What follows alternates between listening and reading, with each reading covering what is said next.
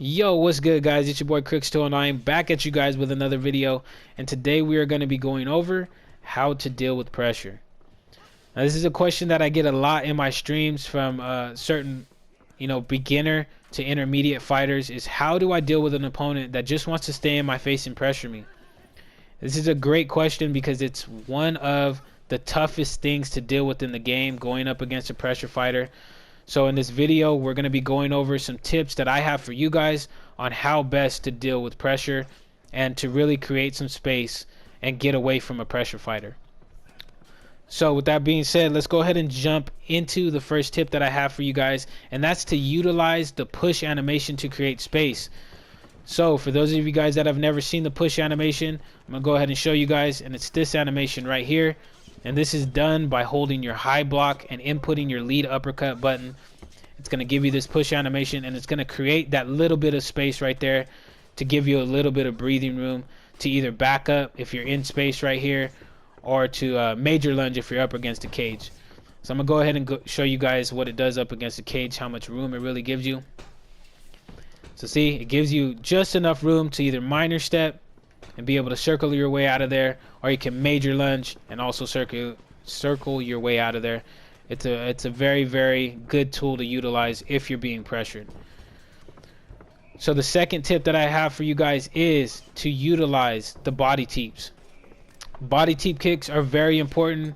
If you're trying to keep your opponent off you, it'll give you good space to be able to reset, to clear your mind, and to keep your opponent off you. And to do this, it's going to look like that. So that's the lead body teep right there. It's the rear. You're going to want to hold L2, R1, and circle. If you're on PlayStation, on Xbox it would be LT, RB, and B, I believe, to do the rear. And to do the lead is A. Would be A on Xbox and X on PlayStation. You really want to utilize these if your opponent is trying to close the distance. So when your opponent is about at this range right here, or a little bit farther, probably about right here, you want to utilize that body teep to kind of just keep them at range and really just keep your space, so that way you can be able to move. And I'll show you guys this up against the cage as well, how much room it creates. So it creates that much room, and now you can just circle out freely without having to really worry about them being in your face.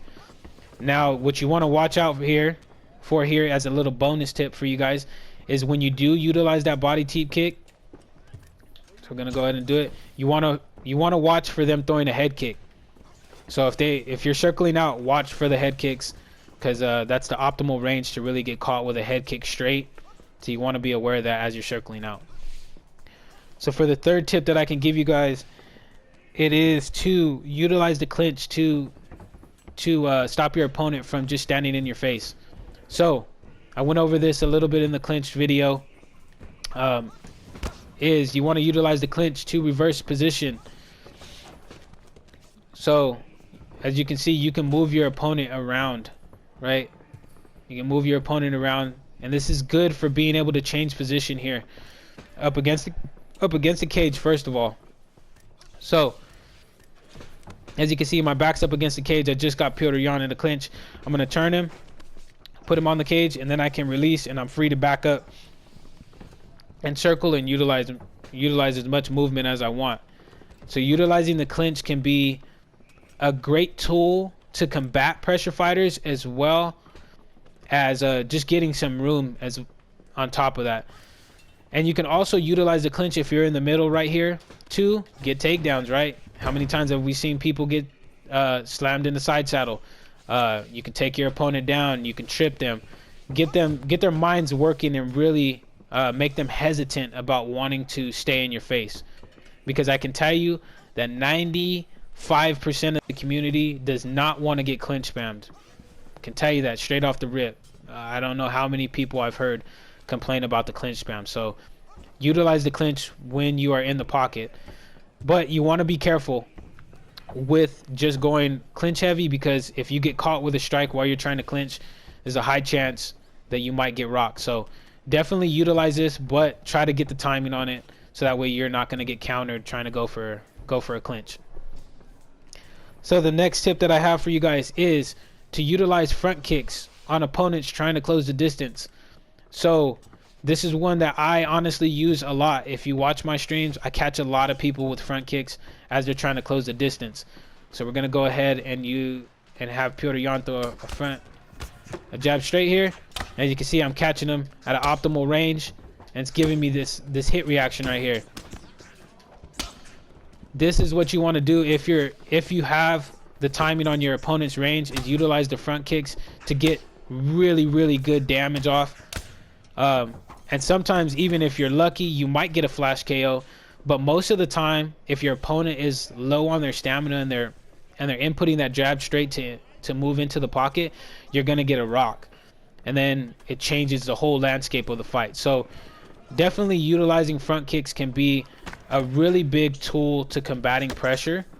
So you want to learn how to utilize the front kicks. And to throw a front kick, if you guys are newer to the game, if you're on PlayStation, it's very stance specific, right? So I'm in Orthodox right now, and for me to throw it, it would be R1 and circle. R1 and circle is going to input the front kick, tapping it, because if you hold it down with Dillashaw, it gives you the jumping front kick. So you just tap it, and it'll give you the front kick. Now if I'm in Southpaw, it's going to be R1 and X. That's going to be the front kick. If you're on Xbox, it is going to be RB and B would be the front kick from Orthodox. If you're in Southpaw, it'll be RB and A, I believe. Those are going to be your front kick button inputs. But you want to make sure that the fighters that you use regularly have the front kicks. I know Gilbert Burns is somebody that I was using back in the day, that I was made to pay because I tried to input a front kick, and he only has roundhouses, and I trust me, I got slept a lot from thinking that he had front kicks. So definitely go into practice mode, look at your guys' moves, and make sure that they have a front kick before you utilize this in a ranked match or in a competitive fight.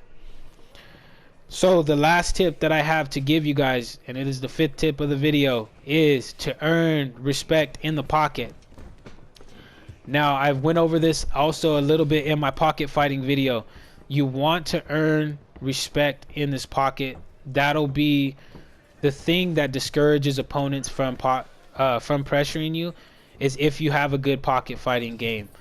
If you guys need some tips and tricks on how to get better at pocket fighting, I have a video that's made for that.